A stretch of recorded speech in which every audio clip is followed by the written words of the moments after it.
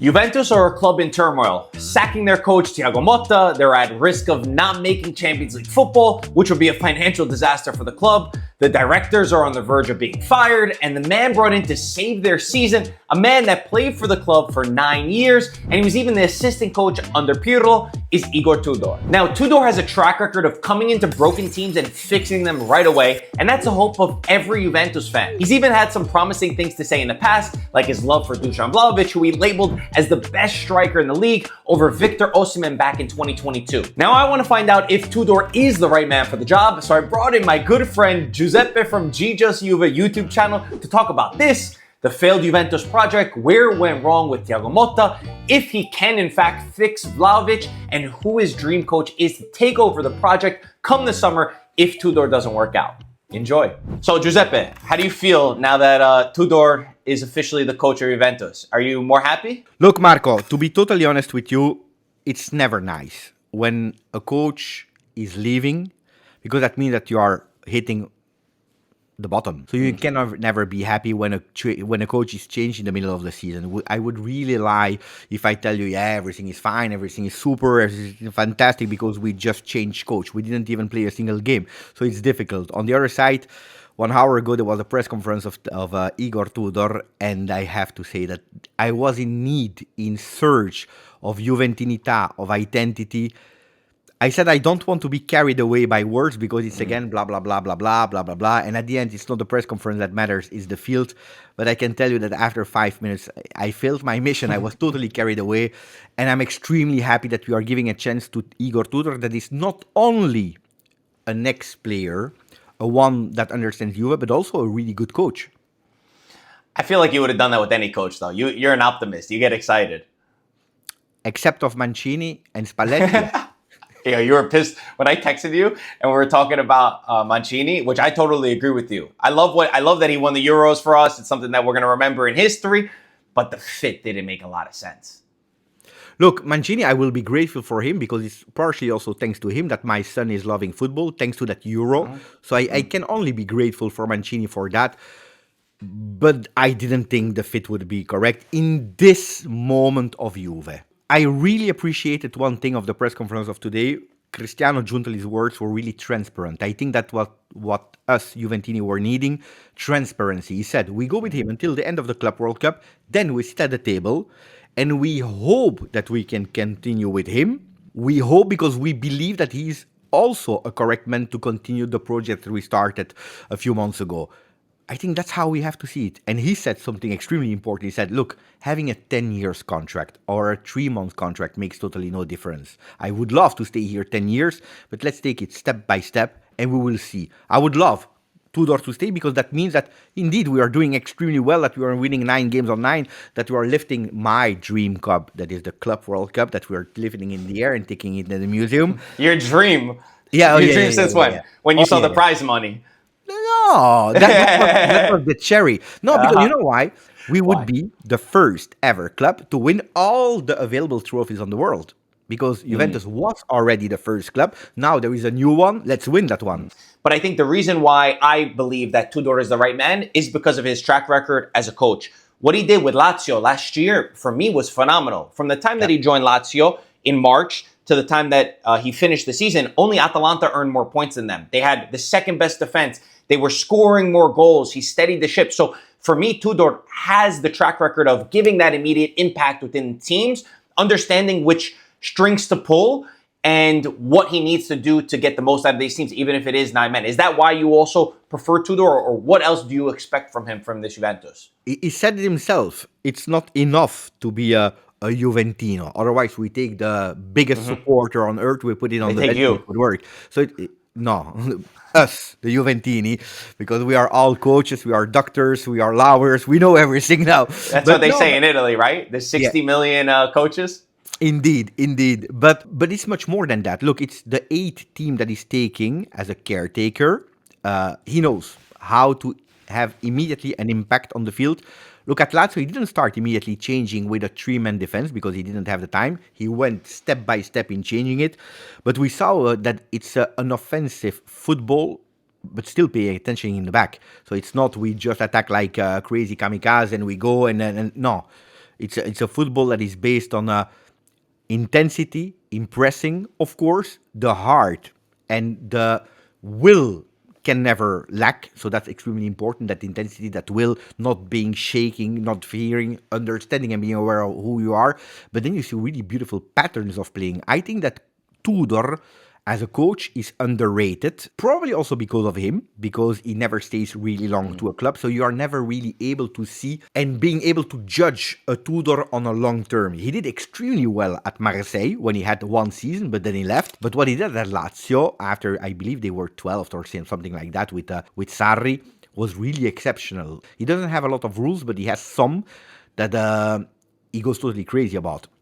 And if you don't respect his rules or the minimum rules, then you don't see the field anymore. And he can really go really loud and yelling and maybe putting someone out of the team. Look, he had problems in the past with Guendouzi, with Luis Alberto, with a few players at Lazio. He did the same at Verona, did the same at Marseille. But I think that tactically is underestimated, underrated. I think for me also maybe the most impressive of his jobs was what he did at Hellas Verona. I remember that year very well, and bringing Hellas Verona to 9th place, and it was the trio up top. Caprari, Barak, and Simeone, who were all in double-digit goals, and they never scored more goals in their entire career.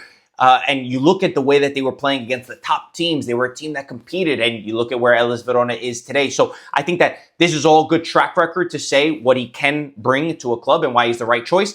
Who do you think is going to be the biggest impact? Who's going to have the biggest impact on? Which player? Clearly, Dusan Vlahovic. Or do you have another name in mind? Because he's obsessed with Vlahovic. He talked about him in his press conference. He said how great he was. He said 2 years ago that he's a better striker than Osimhen. But I don't know if he's obsessed with Vlahovic or if the media is playing with that, because 2 years ago he said that in press conference. But I think, yeah, Vlahovic is at a turnaround to finish well the season with Juve. I'm not saying that this one will save his future at Juve, because it's much more than performing, not performing. We know that there are contract extensions problem with not accepting to reduce the salary. But I think that Vlahovic is playing a lot. I think also in terms of pride, of saying, look, if I was not working, it was because of Thiago Motta, because I'm much worse than that. So yeah, the name of Dusan Vlahovic will be observed.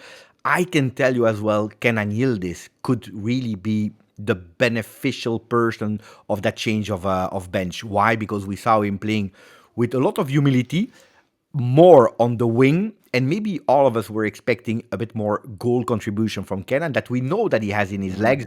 So let's see if he will be playing a bit closer to the goal and being a bit more free in unleashing his creativity. And having a stable position, I think, will be massive for Kenan. Seeing him move around so many times, it can't be helpful for a young player. I wonder also about Koopmeiners, if it's going to help him or if it's going to hurt him. If he's going to put him in the formation that will make him be similar maybe to what he did at Atalanta, or if the intensity is going to be too much for him. What we blamed Cope was the lack of personality at a certain moment, except of the performances. So now we will have to step up in terms of personality. With Tudor, it will be a make or break in terms of personality immediately on the field. Do you have what it takes to wear the black and white colors or not? I can guarantee you that Koopmeiners was dreaming to dress Juve, extremely proud of dressing that shirt. Now we will have to show it, because not everyone is able to succeed with that. Much more than the qualities, because the qualities are really unobvious. But that pressure that you have in being a Juve player, especially at 60 million euro, which was the AAA objective, the most expensive player, he will have to step up in terms of personality. And if you can't do that, you will not be considered by Tudor, especially because you don't have an entire season. We have no time to test and trial. So, or it works Saturday already against Genoa, or it will be tough for Cope. I think for the Vlahovic point, before we move on, and then we'll show your ideal 11. For Vlahovic, I mean, I have a soft spot for Vlahovic. I know that he has not performed to the best, but I think that it was a net negative for everyone.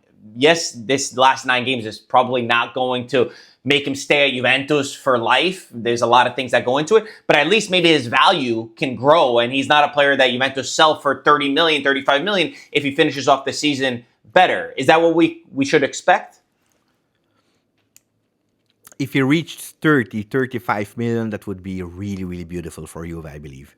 Even if he's doing fantastically well in the last 9 games, if he doesn't, I probably will not even hit the 30 million. I hope he does. I hope hope as well. I hope he puts him at the center and Vlahovic got a chip on his shoulder. Not to say that Vlahovic is not culpable. You can't blame Allegri. You can't blame Thiago Motta all the time. It's not possible.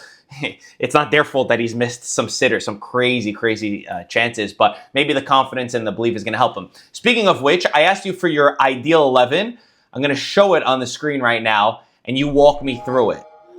Look, Di Gregorio into the goal, he was the investments, even if I appreciate it also because there was one player that Tudor mentioned into the press conference. It was Perin because he shared some anecdotes with him, so he had also a relationship with the second goalkeeper, which is nice. But Di Gregorio into the goal, I went with a three-man defense. I'm not sure if he will already play like that against Genoa, maybe already against Roma, but anyway, if we are looking at a future possible lineup for this season, Kalulu on the right side, Gatti in the center of that defense, also because he was coached back then in 2021 in Pro Patria by the vice coach of Tudor, so he knows him really well.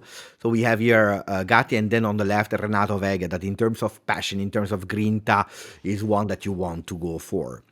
Wea, as a wing back on the right side, he showed that he has offensive capabilities, but also that he was really cautious and alert in staying at the back there with Thiago Motta in the last game, but also last season I remember a fantastic game as a four-man defense with him on the right with Max Allegri against Milan. So I would put Wea there, Cambiaso on the left, and then you have a double midfield that are giving you guarantees here at the moment, Locatelli, Thuram. Up front, I would give a chance to Koopmeiners in that 11, in that way of playing, not giving him all the tre quarta, the box zone, but splitting it with someone else that is Yildiz so that he can really focus on doing the things that he should do. And then I would put Dusan Vlahovic for all the rumors that we heard, for Dusan Vlahovic that is skipping a day off to be there because he really wants to. So that would be my starting 11, but I'm not sure if you will show that exact same graphic, but if you show that one or not, you will have in all these ones, you always have a rotational player that can be Colomwani there instead of Dusan Vlahovic or Douglas Luiz. Let's see what he will do.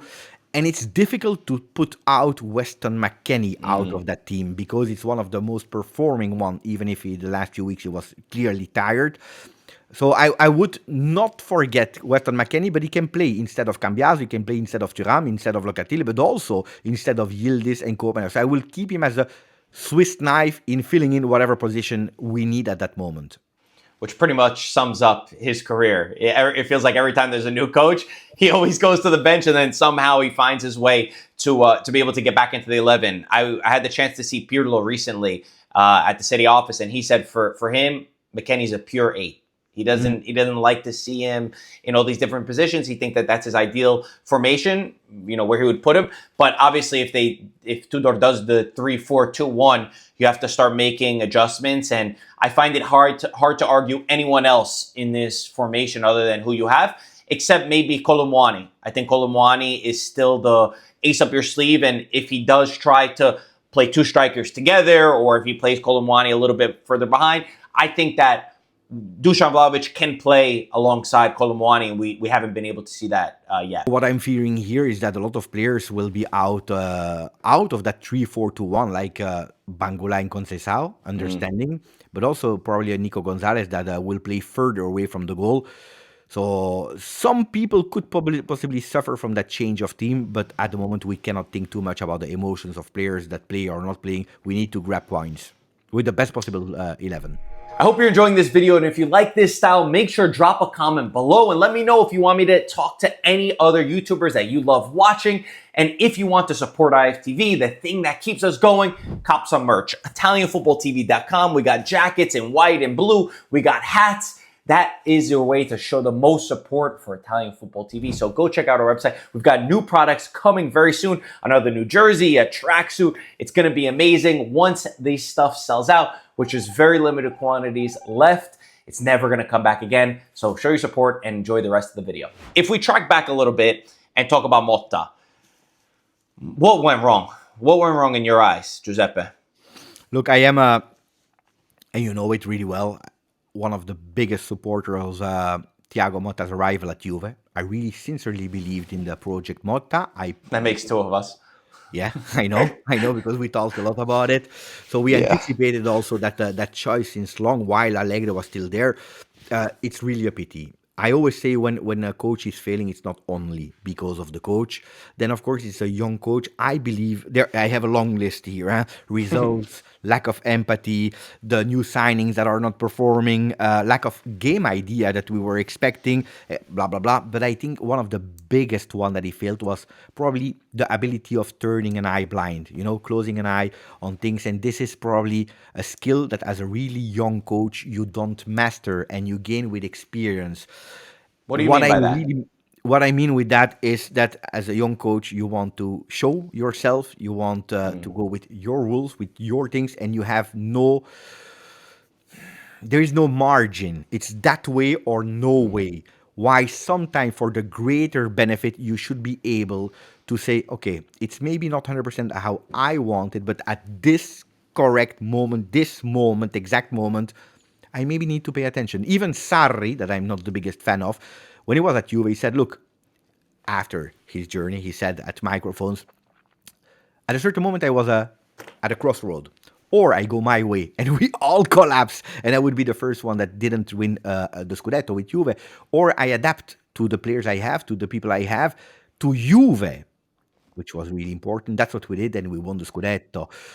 That's probably something that Maurizio Sarri, because of his long experience as a coach, mastered and decided to go for, while Thiago Motta was maybe not ready for it. Yeah, I totally agree with that. And I think he was not put in the best position to succeed. I will say that off the bat. And he's not the Yeah, only one culpable, but he didn't do enough things to help himself. We could go back to the situation even with Danilo, who, again, for me, Danilo is not a player that I was obsessed with, but the manner in which you went about it. Also considering the injuries, all these things that lead you to believe, why go up against everyone? Why choose this battle? Why not try to interpret in a different way, and then slowly you'll find your manner. this is exactly a good example of when I'm saying turning an eye blind, because a Danilo is maybe not your favorite leader, is maybe not, but paying attention, because at the moment you have no other defender. So it makes totally no sense to go to Riyadh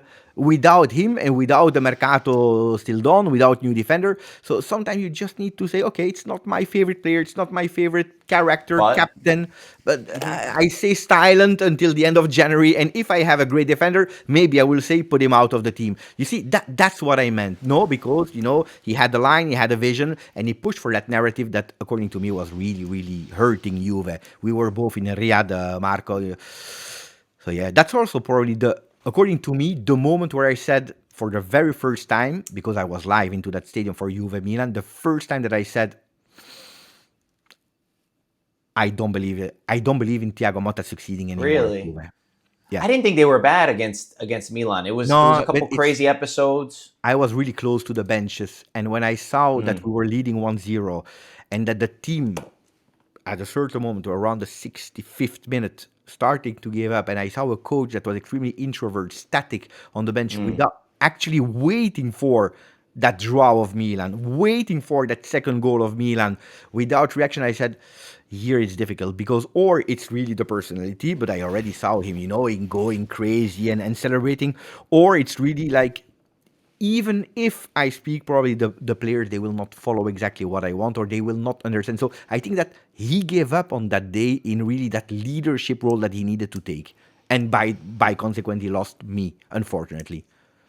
I think that for me, I could always accept not winning in the first year. I could believe in a project. I always said since day one, I said, listen, Juventus is not in a Scudetto race. I mean, there's people that put them in that race, and fair enough when you're Juventus, but I think the expectations didn't match the reality. But I think once you lose the locker room, once you lose key players, and even afterwards, the silence of many of the important players, not even wishing him a goodbye. I only saw Mbangula post something, Bremer afterwards. He said something as well. I think that says a lot, and that means that you have to move on. The last point for me on Motta, and I will raise my hand now. It's tough to say it now, but I think Motta will become a very good coach. I think that he will get a project where he will have time.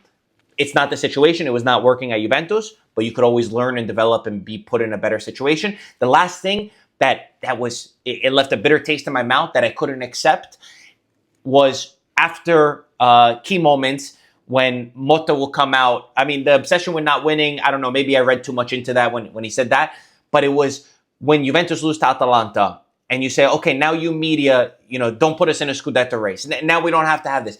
For me, I sat in August and I said, Juventus is not in a Scudetto race. They will not challenge. They're going to fall below Napoli. But when you're at Juventus and you see 6 points between you and first place, you're out of every other competition.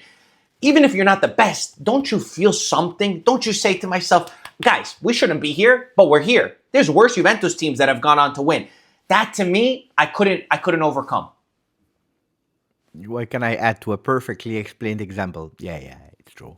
It's true. Look, this year I skipped the video of the beginning of the season doing my predictions of the Smart man. the ranking. Hey, so you're always right. Because it's really difficult for me to put another team first instead of Juve. But why did I skip it? But I was really open to on it. I said because I didn't put Juve first. Because I don't see Juve first this season. But would you have put them second? No. But you know what was my goal this season? Was to be confident enough at the end of the month of May in terms of growth, development, so that in 25-26 I could be confident and believing to say I will make that video of prediction because I'm able to put Juventus again first. That was my goal. Not, of course, if you win, I'm not saying no, of course. Absolutely. I agree with you. I had Juventus third coming into the season. And I thought, I said maybe they could finish in second, but no way that they were going to finish in first place. But either way, no one saw the season going like this and the key moments going out in the Champions League in the way that you did, going out against Empoli in the way that you did. So it's not just looking at it black and white, because I've had a lot of people, especially here in America, a lot of USA accounts messaging me because they're focused on Weah and Mckennie, say, guys, he's 1 point away from Champions League spot. Why would you sack him? You got to give him time. But it's sort of understanding, and when you live the moments and you see all the details, that's when you can understand why it couldn't work anymore. But look, if you concede 4 goals at home, and it was a historical loss at home since the 60s, and you have no reaction in Firenze, that it is extremely difficult to play as an away game for the old lady, then you know that there will be no reaction.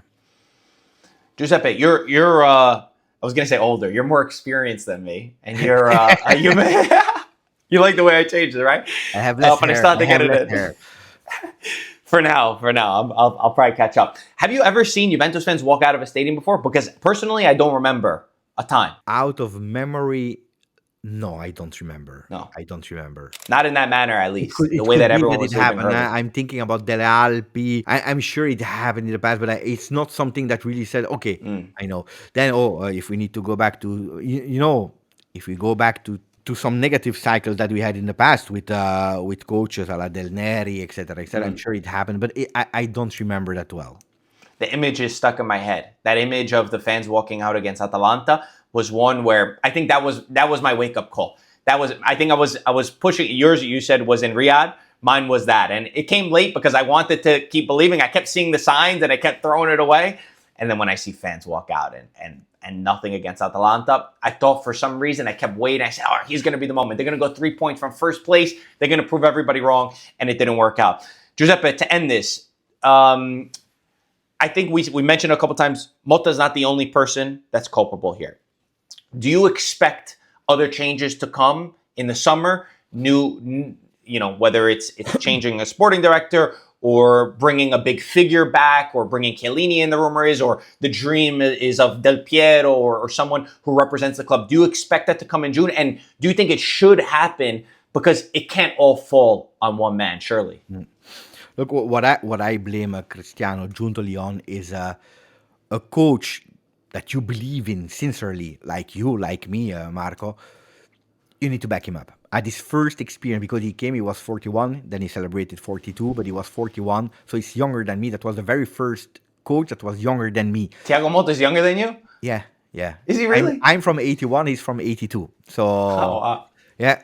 So, it was actually the first one. You back him up. You back him up, being there with him, you understand, you smell that it's going wrong, and you come up. If a coach like that, because of arrogance, because of, I don't know, he's going to Birmingham with 0 players on the bench. Yeah, you need to tell him, oh, what are you doing? No, if you are playing too much with the rotation of the armband of captain, you need to tell him this will have consequences because we are not at Bologna.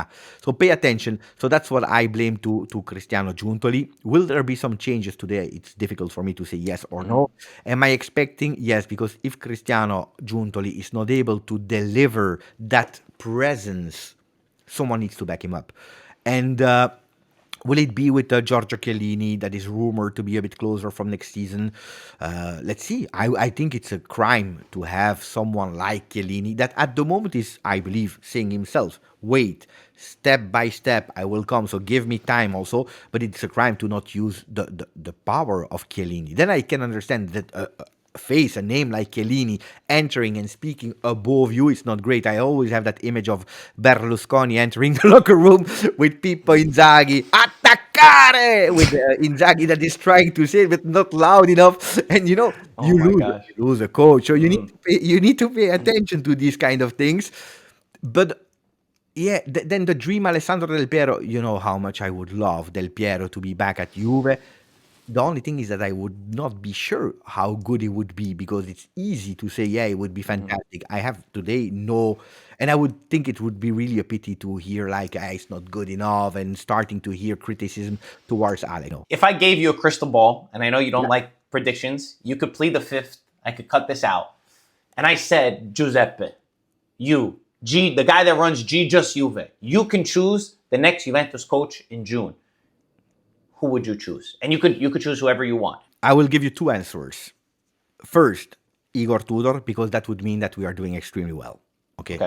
And also because it would be crazy for me and disrespectful today on the press conference of Igor that was able to transmit me that much of identity and Juventinità to go with another one. That would be extremely disrespectful. So I would love Igor to stay 10 years. That said, I know that you want to go towards another name than Tudor. No, I like Tudor as well. I agree with you. I think why not think long term? I think that he could bring that impact, and sometimes you need a guy that, maybe he's not going to take you from C to A, but he could take you from C to B. Yeah. So, okay. Then, who's the second one? No. If it would not be Tudor, I have always been against a comeback of Antonio Conte. Why? Because short-term coach, you know that after the first season, things goes to hell, especially because he cannot manage multiple competition, blah, blah, blah, blah, blah. But you just said that about Tudor as well. But I think that at a certain moment, instead of looking for really long-term, what Antonio Conte would bring you from day one, I think it's one of the names that I would celebrate coming back. Now your Sicilian brother?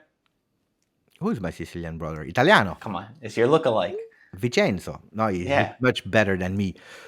I said years ago that I loved Italiano. I was lacking that 2 games a week experience, which since he really mastered. If he can pay attention to not only going 30 meters forward and leaving these spaces behind, if he can only adjust that, I think he would be a fantastic coach, because he is a fantastic coach. He's a Juventino as well.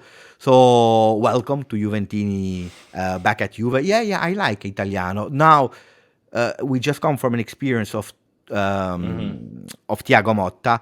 I don't want to play too much with fire. So bring me a bit of security. So we have Tudor. Let's hope he's go well. If not, bring me a bit. And I think that this is what Juventini are looking for today. Certainties. And Antonio Conte is a certainty. I bring up Italiano just because if you look at what Bologna has done, which for me, Bologna has done an incredible job, not just in the results, but in the way that they've managed things, right? They went from, it shows you that it's not just the coach.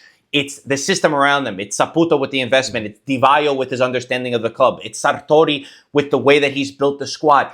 That could put even a coach that maybe is not at the top level, his ability to coach in a proper situation, which is the greater point of, I think, where Juventus should go.